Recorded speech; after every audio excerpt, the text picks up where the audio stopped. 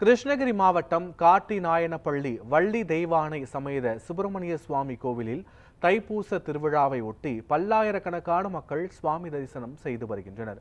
இது தொடர்பான முழுமையான விவரங்களோடு எமது செய்தியாளர் திருலோகச்சந்தர் இணைந்திருக்கிறார். வணக்கம் திருலோகச்சந்தர், தைப்பூச நன்னாளை ஒட்டி அங்கு செய்யப்பட்டுள்ள ஏற்பாடுகள் என்னென்ன? பக்தர்களின் கூட்டத்தை குறைக்க அதிகாரிகள் என்ன நடவடிக்கை எடுத்திருக்கிறார்கள்? விவரங்கள் என்ன?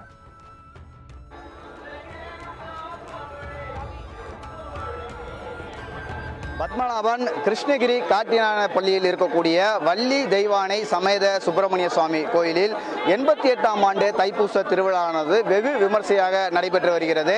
கடந்த புதன்கிழமை கொடியேற்றத்துடன் இந்த தைப்பூச திருவிழாவானது துவங்கியது. அன்றைய தினம் கணபதி ஹோமம் நடத்தப்பட்டு கொடி கம்பத்திற்கு சிறப்பு பூஜைகள் எல்லாம் செய்யப்பட்டது.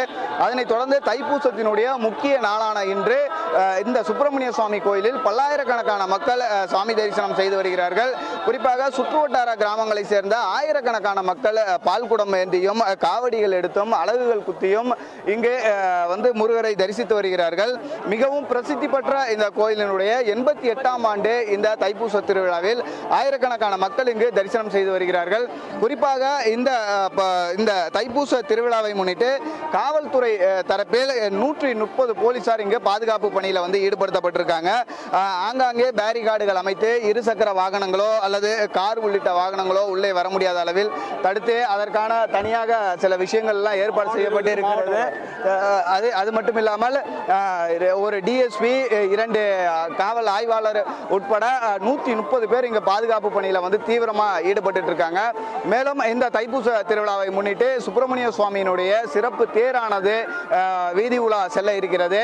அதற்கு தற்பொழுது தேர் தயார் செய்யப்பட்டு கோவிலிலிருந்து சிறிது தூரம் நகர்த்தப்பட்டு இங்கு பக்தர்கள் எல்லாம் தரிசனம் செய்து வருகிறார்கள்.